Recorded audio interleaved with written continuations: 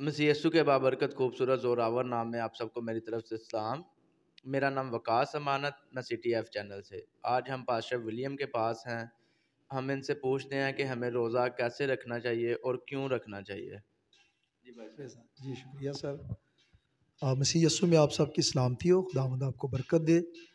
तो मैं हमारे भाई का दिल से शुक्रगुजार हूँ और इनके चैनल के लिए मैं हमेशा दुआ गो हूँ जिन्होंने ये मुझे मौका दिया कि मैं खुदा के कलाम को शेयर करूँ।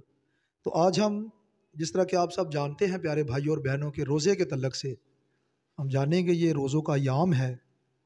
तो हम जानेंगे कि रोज़ा असल में है क्या, रोज़े की ताकत के बारे में, और रोज़ा हमें क्यों रखना चाहिए और कैसे रखना चाहिए, रोज़े के बारे में हम जानेंगे। तो खुदा के कलाम में जब हम रोज़े के तल्लक से जाने तो रोज़ा बहुत सी जगहों पर रखा गया है। रोज़ा खुदावंद यीशु मसीह ने भी रखा, मूसा ने रखा, और इसी तरह एक मर्द खुदा नेहमिया है जो कि रोज़ा रखता है। रोज़े का मतलब है खुदावंद के हजूर आजिज़ी से, इनकसारी के साथ, ताबेदारी के साथ खुदा की हजूरी में आना और अपने दिल की सारी वो चीज़ें जो आपके अंदर है वो पेश करना। तो देखें, रोज़ा हमेशा मकसद के लिए रखा जाता है।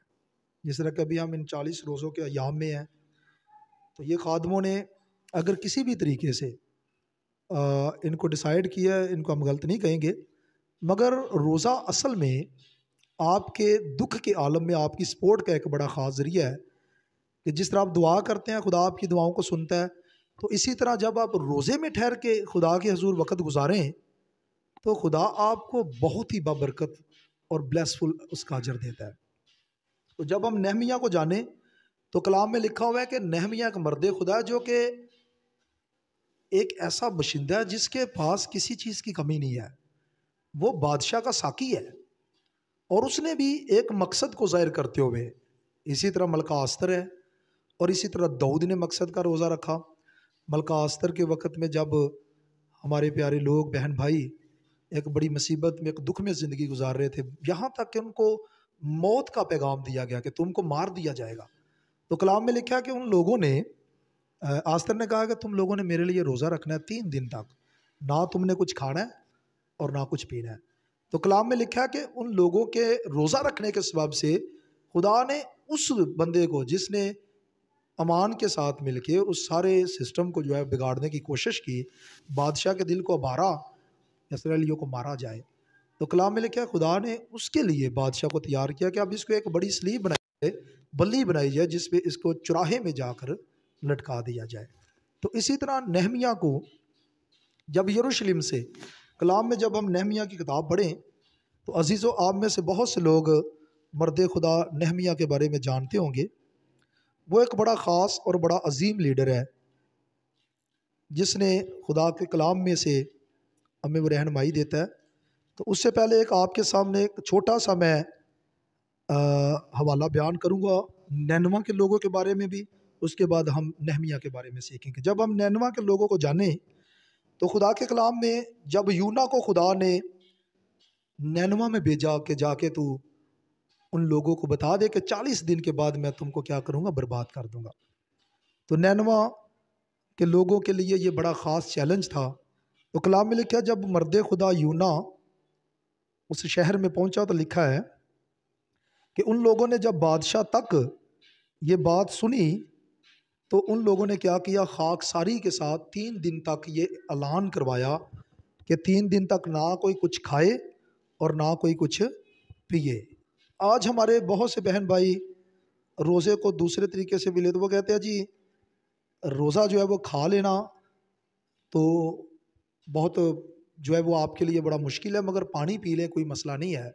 रोज़े में खा पीने लेना या रोटी खाना ही ये रोज़े में पाबंदियाँ हैं, मगर पानी पी ले तो कोई मसला नहीं है। मगर यहाँ पे लिखा ना कुछ खाना और ना कुछ पीना।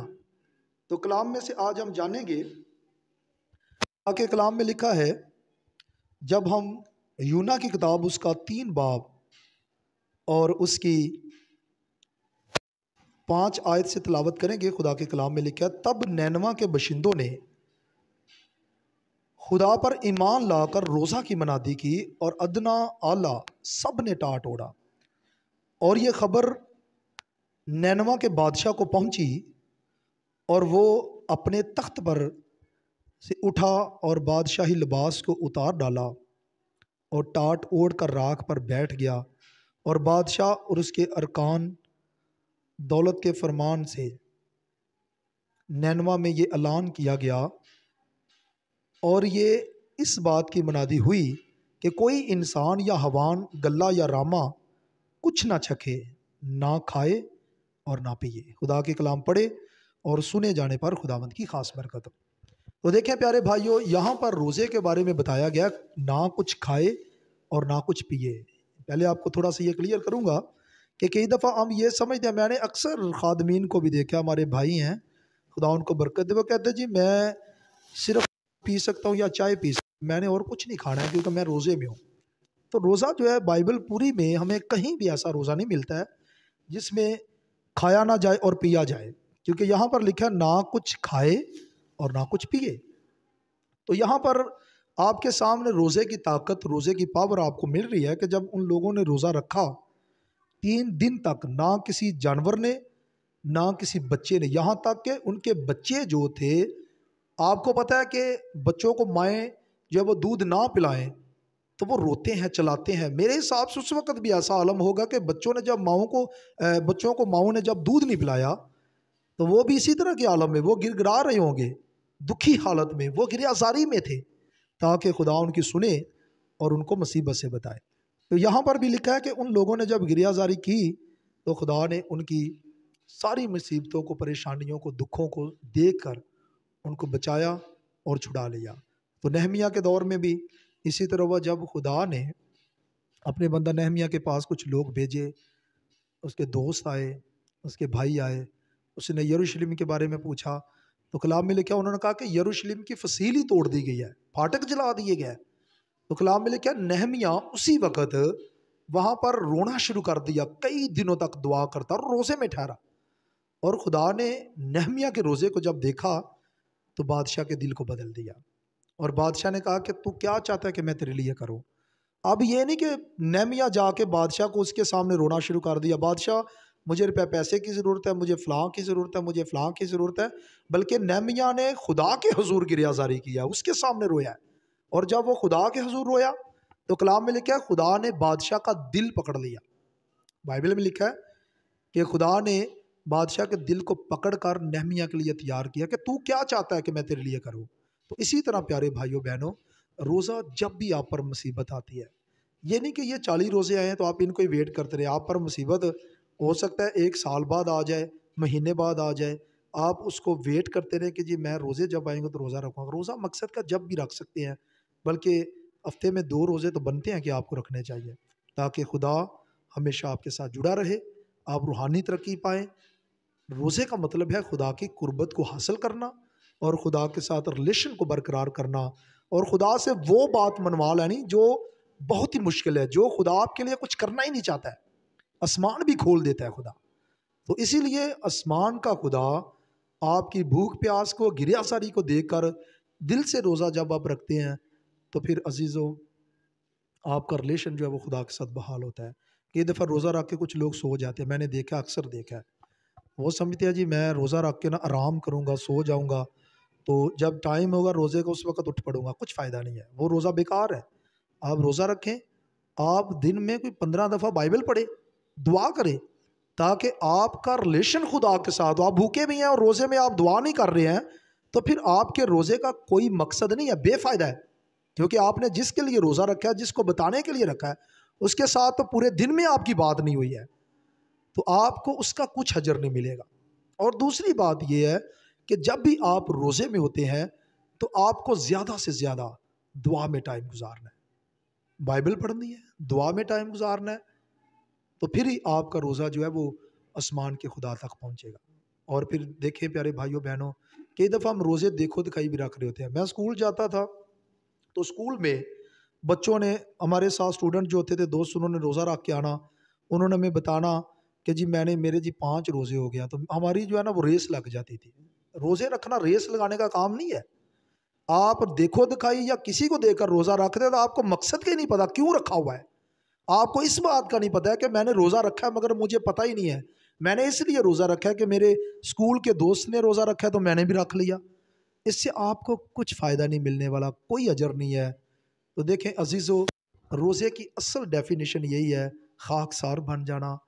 आपको कोई मुसीबत है, आपको नहीं भी मुसीबत है, आपके किसी भाई को मुसीबत है, कोई दुख में है, आप उसके लिए रोज़ा रख सकते हैं। नहमिया बिल्कुल खुशहाल था, नहमिया बादशाह का साकी है, ना उसे खाने की फ़िक्र ना पीने की, अच्छा खाता है, अच्छा पहनता है। तो हुआ क्या कि जब उसके भाइयों पर, यरूशलेम पर मुसीबत आई, दुख आया, तो उसने रोज़ा रखा और खुदा ने उसकी मुसीबत को देखा और यरूशलेम की फिर फसीलें बनी। इसी तरह आज हमारे बहन भाई बहुत से ऐसे नौजवान बेटे हैं जो हर रोज़ मर रहे हैं, ऐसी मारते हैं जो हर रोज़ नशे की वजह से हलाक हो रही है। हमारे घरों में देखें, हमारे मोहल्लों में देखें, तो हमारे बेटे बेटियां आज हराम करी का शिकार है। आज हर घर में कोई ना कोई ऐसा बेटा या बेटी है जो नशे की वजह से उनकी फसीलें टूट रही हैं, जल रहे हैं, बसम हो रहे हैं, दीमक उनको खा रहा है। आज आप उनके लिए भी रोज़ा रख सकते हैं, शर्त कि आप ईमानदार हैं, खुशहाल हैं। आप उनके लिए रोज़ा रखें कि खुदावन उनकी ज़िंदगियां बदल जाए, उनके ख्यालात बदल जाए। हमारी बहनें बेटियां जो किसी भी तरह से गुमराह हो चुकी हैं या शैतान के कब्ज़े में आ चुकी हैं, उनकी ज़िंदगियां बहाल हो जाए। तो देखें प्यारे भाइयों और बहनों, आपकी दुआ से या आपके रोज़े से खुदा नस्लें बदल देगा। जिस तरह कि हम जानते हैं, हम सबको पता है कि दुआ से शहर सरफराज होते हैं। अगर आप रोज़े के साथ दुआ करेंगे तो फिर आपके कहे से खुदा जिस तरह यशवा के लिए सूरज को खड़ा कर सकता है, तो आपके सामने भी कोई काम मुश्किल नहीं है। रोज़ा रख के कभी भी आप किसी के लिए मिन्नत करके देखें, अगर कोई नशे की बहुत बड़ी लपेट में भी है ना, खुदा उसको बदल डालेगा। हालेलुया। तो देखें प्यारे भाइयों बहनों, आज से अपनी ज़िंदगी में रोज़े का एक मकसद रखें। रोज़ा इसलिए रखें कि खुदावंद मैंने अपने फ़लाँ भाई के लिए रोज़ा रखा है, मैंने फ़लाँ बहन के लिए रोज़ा रखा है। मैं इसलिए रोज़ा रखता हूँ कि मेरा भाई अगर गुनाह में ज़िंदगी बसर करता है या उसकी ज़िंदगी में शरीर का कब्ज़ा है, आज से उसका कब्ज़ा टूटे और वो ईमानदार बन जाए। खुदावंद आप सबको बरकत दे आज के कलाम के वसीला से। God bless you.